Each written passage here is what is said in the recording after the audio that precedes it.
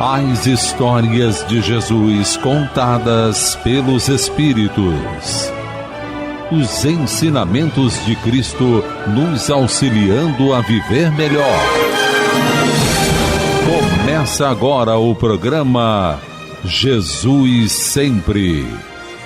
Apresentação de Silvia Almeida e Cosme Deolindo.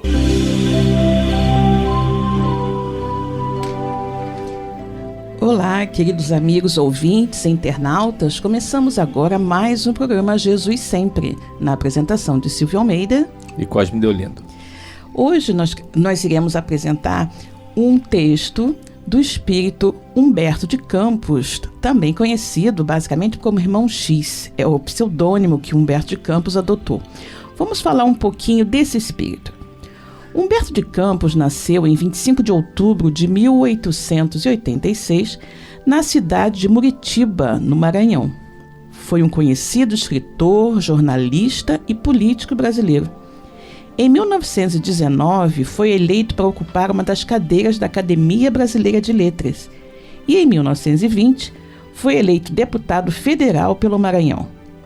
Humberto de Campos desencarnou em 5 de dezembro de 1934 e, cerca de 3 anos depois, fez sua primeira comunicação por meio do médium Francisco Cândido Xavier. Era o livro Crônicas de Além Túmulo. Por conta deste livro, Chico enfrentou um processo judicial movido pela viúva do escritor que queria os direitos autorais do livro. O juiz, no entanto, deu parecer favorável a Chico Xavier, mas a partir de então, Humberto de Campos, espírito, passou a adotar o pseudônimo de Irmão X. Dentre seus livros mais conhecidos está Brasil, Coração do Mundo, Pátria do Evangelho. Hoje nós iremos tratar de um texto que se encontra no livro Luz Acima. O nome desse texto é Os Maiores Inimigos. Vamos a eles. Certa feita, Simão Pedro perguntou a Jesus: Senhor, como saberei onde vivem nossos maiores inimigos? Quero combatê-los, a fim de trabalhar com eficiência pelo reino de Deus. Iam os dois de caminho entre Cafarnaum e Magdala, ao sol rutilante de perfumada manhã. O mestre ouviu e mergulhou-se em longa meditação.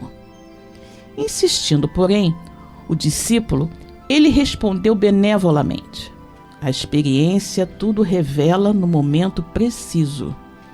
Oh, exclamou Simão impaciente, a experiência demora muitíssimo. O amigo divino esclareceu imperturbável: para os que possuem olhos de ver e ouvidos de ouvir, 1 hora às vezes basta o aprendizado de inesquecíveis lições. Pedro calou-se, desencantado. Observem os ouvintes que Pedro estava bastante ansioso, né? Ele queria saber como fazer justamente para reconhecer os nossos maiores inimigos. Ele não sabia como identificar. E Jesus falou para ele que a experiência justamente iria trazer essa demonstração, né? Iria deixar claro para ele quem eram os nossos maiores inimigos. E aí Pedro, impaciente, como sempre, aquele espírito um pouquinho estouvado, mas um pouquinho agitado, que era Pedro, ficou achando que ia demorar muito até que ele pudesse saber realmente quem eram os grandes inimigos que ele deveria tratar, né? É isso mesmo, Silvia. Nós temos no início desse texto uma orientação do meigo Rabi da Galileia. E Jesus é o mestre por excelência. Todas as ocasiões que ele podia, ele estava sempre orientando. E Simão Pedro participava dessas orientações muito a miúde, como nos narra o espírito Humberto de Campos. E a gente pode notar que, se nós formos levar para o nosso dia a dia, as nossas vidas elas são cheias de vivências e experiências. Ocorre que nós nem sempre estamos atentos ao que nos ocorre e às vezes deixamos escapar essas orientações. E é o que nós vamos encontrar nesse texto. Exatamente. Então vamos continuar a leitura. Antes que pudesse retornar às interrogações, notou que alguém se esgueirava por trás de velhas figueiras erguidas à margem.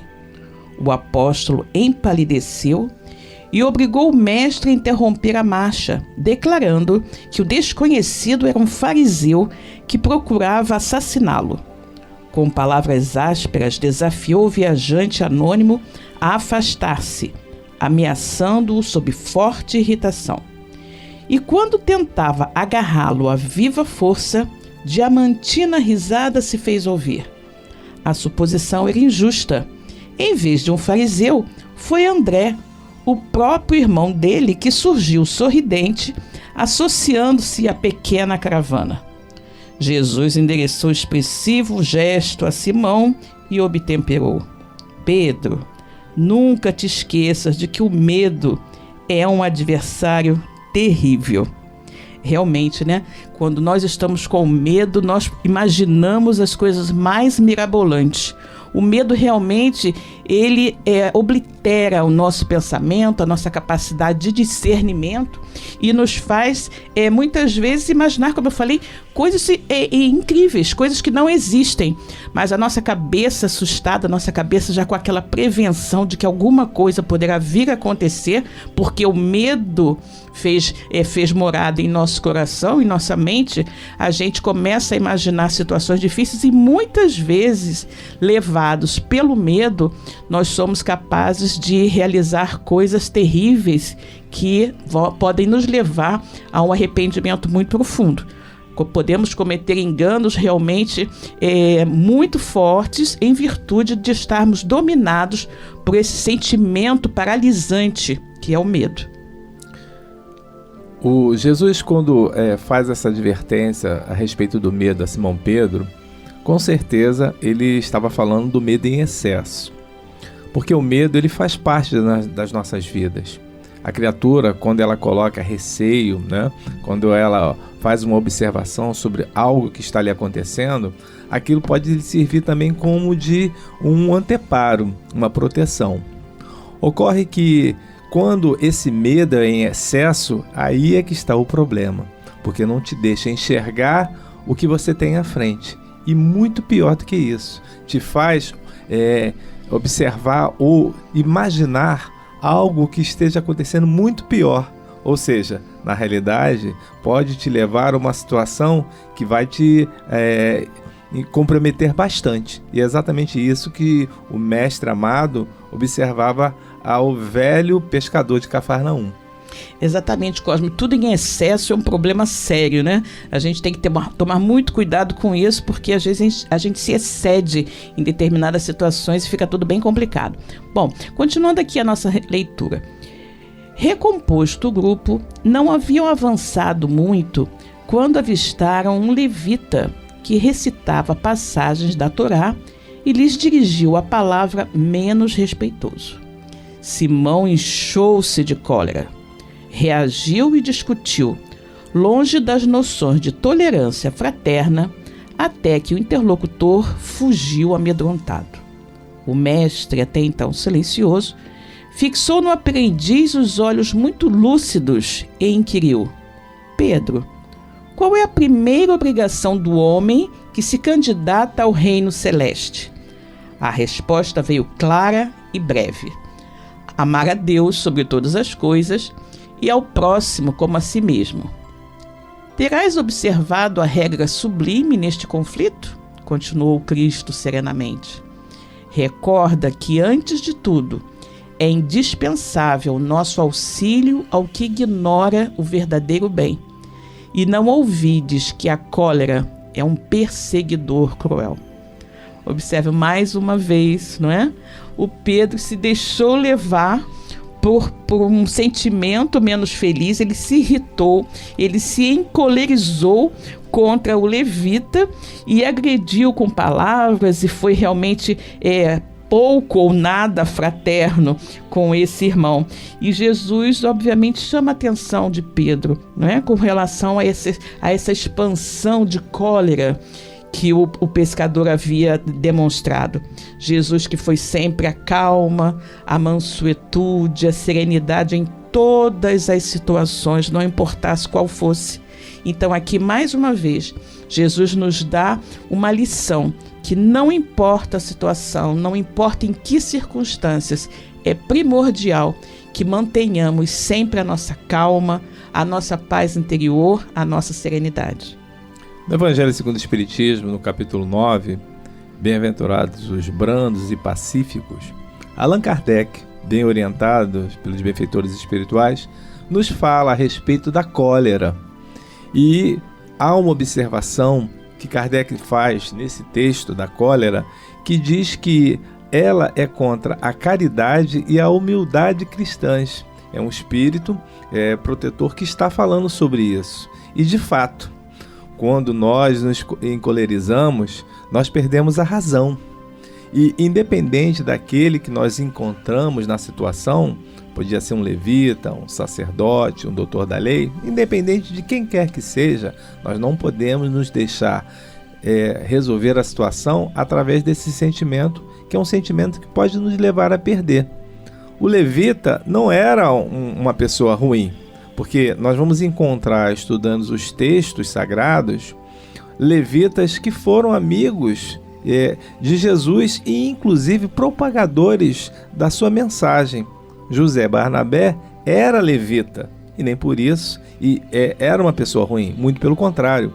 Barnabé, que ficou conhecido como aquele que ajudou a Paulo de Tarso na sua primeira peregrinação a respeito para levar a mensagem de Jesus para todos, era um levita. Então nós não devemos nos ater simplesmente quem está do outro lado. Independente de quem quer que seja, nós vamos levar sempre o bom termo, a observação maior, para que a cólera não faça-se uma conselheira numa situação qualquer que nós tenhamos que resolver. Você está ouvindo o programa Jesus Sempre e estamos hoje analisando o livro Luz Acima, do Espírito Humberto de Campos, Irmão X, e estamos vendo o texto Os Maiores Inimigos. Vamos então prosseguir a nossa leitura.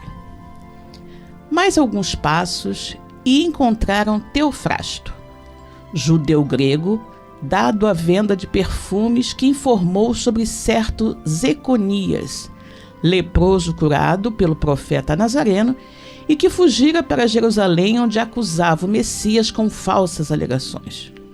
O pescador não se conteve.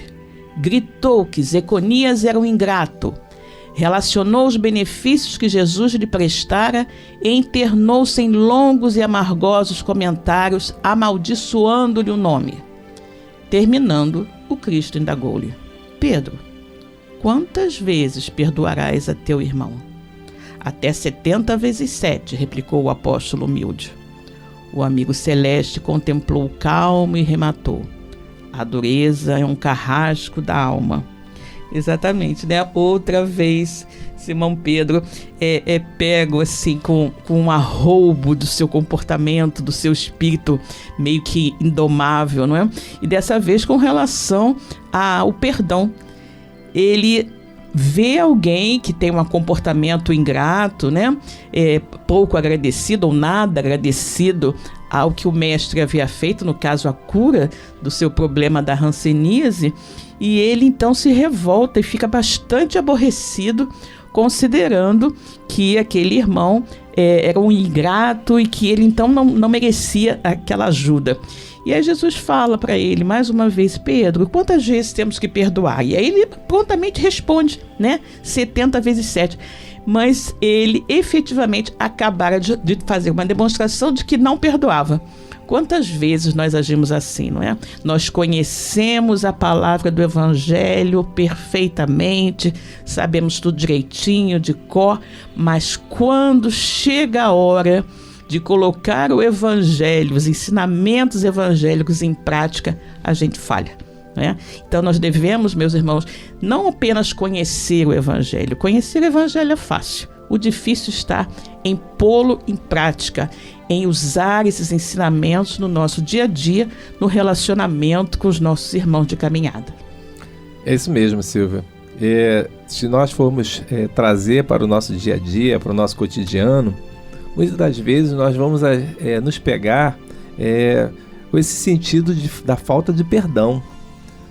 Porque nós, muitas das vezes, aleatoriamente, às vezes até sem pensar, vamos concordar porque pedem para que se mate, pedem para que se agrida, pedem para que não se perdoe. E Jesus é completamente o contrário a essa orientação. E é o que ele nos relata nesse texto, né, de Humberto de Campos para o Simão Pedro.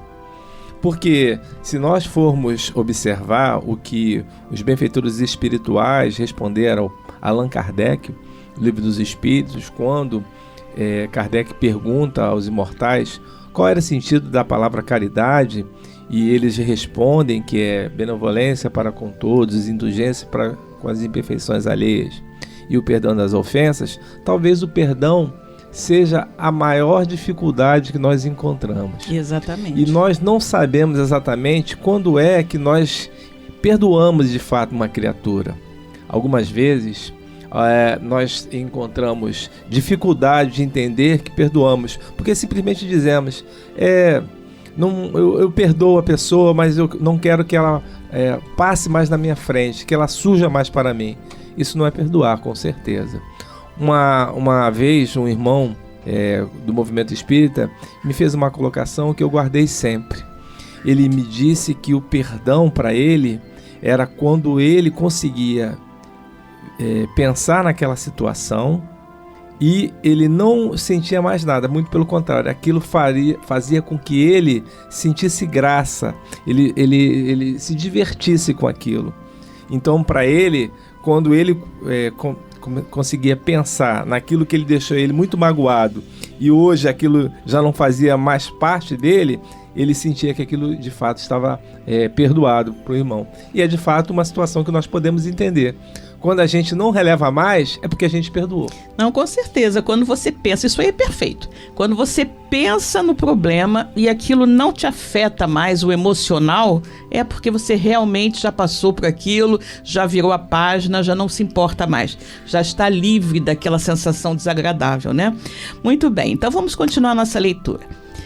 Não atravessaram grande distância e cruzaram com Rufo Gracchus, velho romano semi-paralítico, que lhes sorriu desdenhoso, do alto da liteira sustentada pelos escravos fortes.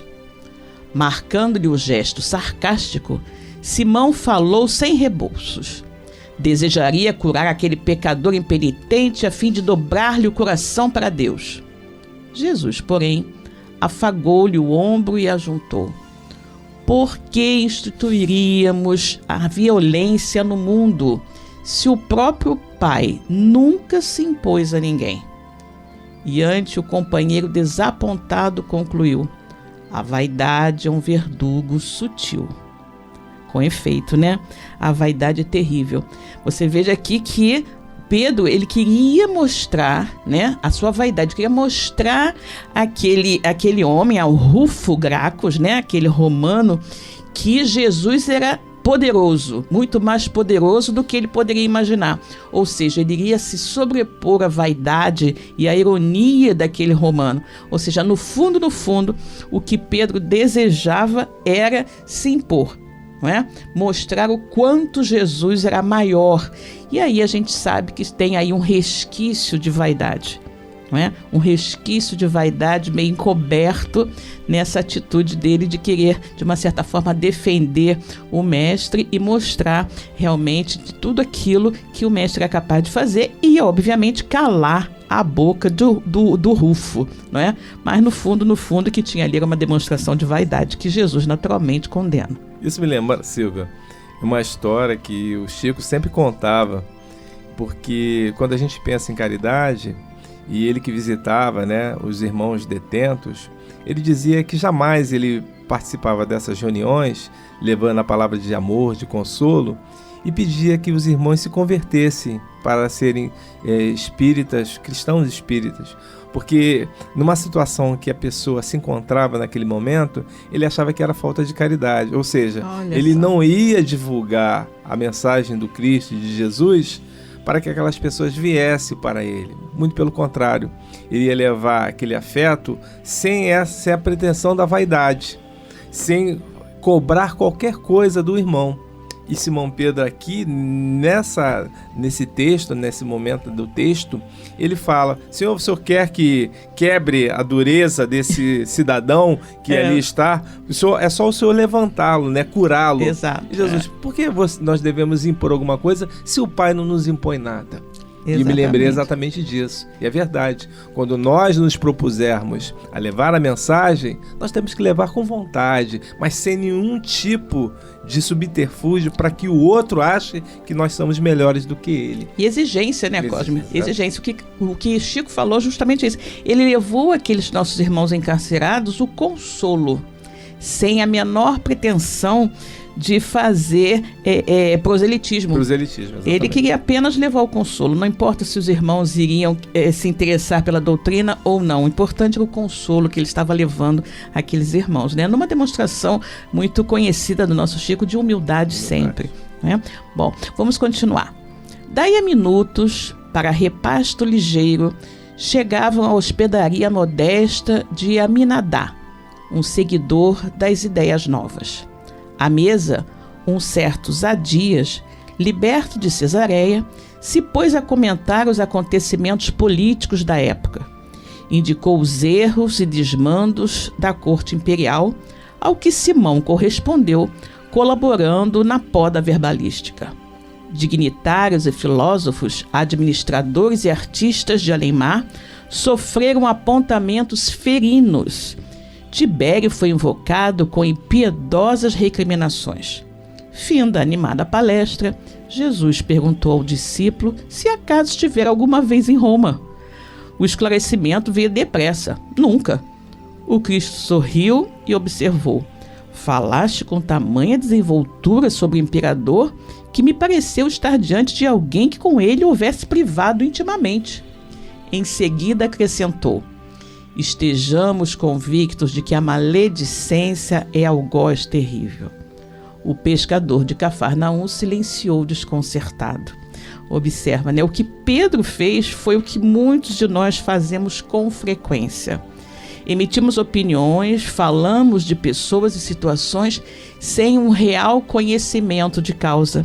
Observa que Pedro apenas embarcou nos comentários menos felizes de alguém que estava a seu lado na hospedaria. Ele comentou sobre pessoas que habitavam Roma sem jamais ter estado em Roma. Se ele jamais esteve em Roma, como ele poderia saber, conhecer essas pessoas e o comportamento delas? E é isso muitas vezes que nós fazemos. Nós emitimos apontamentos, né, opiniões menos felizes a respeito de pessoas que não conhecemos verdadeiramente. Ou às vezes conhecemos apenas um lado da história, aquele lado que nos é narrado. E a partir dessa informação pequenina, essa informação, digamos assim, insuficiente, nós emitimos longos comentários menos felizes a respeito do nosso irmão de caminhada. É isso que nós precisamos muito ter cuidado, né? A maledicência é terrível. Bom, vamos continuar então com a nossa leitura. O mestre contemplou a paisagem exterior, fitando a posição do astro do dia, como a consultar o tempo, e voltando-se para o companheiro vigilante, acentuou o bondoso: Pedro, há precisamente 1 hora procuravas situar o domicílio de nossos maiores adversários. De então para cá, 5 apareceram entre nós: o medo, a cólera, a dureza, a vaidade e a maledicência. Como reconheces, nossos piores inimigos moram em nosso próprio coração. E sorrindo finalizou: dentro de nós mesmos será travada a guerra maior. Exatamente, meus irmãos. Assim nós vemos, né, o exemplo de Jesus, que em 1 hora exatamente Pedro vivenciou a experiência que ele achava que ia demorar muito e apresentou aí 5 grandes inimigos que existem dentro de nós. Então, nossa preocupação maior deve ser justamente em dominar, em domar, em eliminar os nossos próprios inimigos internos, as nossas mazelas. Vamos aproveitar hoje, meus irmãos, para dar a vocês uma novidade. Agora o nosso programa Jesus Sempre tem uma página no Facebook. Chama-se Programa Jesus Sempre. Eu e o meu querido amigo Cosme, nós desejamos muito conhecer a opinião de vocês, conversar com vocês. Então deixem em nossa página questionamentos, perguntas, tudo que desejarem, que será um grande prazer responder a todos. Que a paz do Senhor esteja com todos nós. E Jesus sempre. É isso aí, Silvia. Jesus sempre. A Rádio Rio de Janeiro apresentou o programa Jesus Sempre.